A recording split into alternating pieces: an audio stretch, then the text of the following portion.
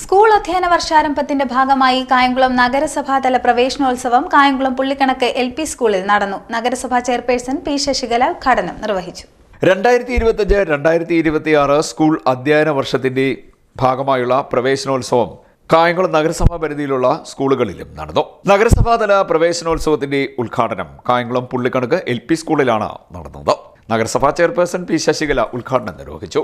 ഈ സ്കൂളിൽ പഠിച്ചിട്ട് പോയിട്ടുള്ള ഒട്ടനവധി ആളുകൾ കുഞ്ഞുങ്ങൾ ഇന്ന് അവർ പല മേഖലകളിലെ ടീച്ചർമാരായിട്ട് ഡോക്ടർമാരായിട്ട് സയന്റിസ്റ്റുകളൊക്കെ ആയിട്ട് മാറിയിട്ടുണ്ട്. അതിനകത്ത് ഏറ്റവും എടുത്ത് പറയാനുള്ള ഒരു സന്തോഷം പറയുന്നത് ഞാൻ നഗരസഭാ തന്നെ ഉദ്ഘാടനം കഴിഞ്ഞ ദിവസം MAC കൂടിയ സമയത്ത് ഞാൻ നമ്മുടെ സ്കൂളുകളുടെ പ്രവർത്തനങ്ങളെ സംബന്ധിച്ച് മെച്ചപ്പെട്ട പ്രവർത്തനങ്ങളെ സംബന്ധിച്ചും സ്കൂൾ പ്രവേശനോത്സവത്തിന് എന്തെല്ലാം ചെയ്തിട്ടുണ്ടെന്നുള്ളതൊക്കെ ഒരു അവലോകനം നടത്തി.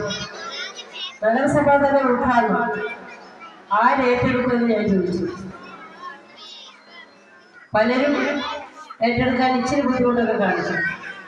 അപ്പോഴാണ് നമ്മുടെ വേറെ ടീച്ചർ അവിടെ ഇരുന്നത് പറഞ്ഞു, ചെയർപേഴ്സണെ ഞങ്ങൾ ഏറ്റെടുത്തോളാം, ഞങ്ങൾക്ക് പരിമിതികളുണ്ട്, ഞങ്ങൾക്ക് ഒരുപാട് പരിമിതികളുണ്ട്, ഫണ്ടില്ല, മറ്റുള്ളവരില്ല, പെട്ടെന്ന് അങ്ങോട്ട് പറയാണ്, അപ്പം എങ്ങനെയാണ് ഞാൻ ഉള്ളത് കൊണ്ട് മതി.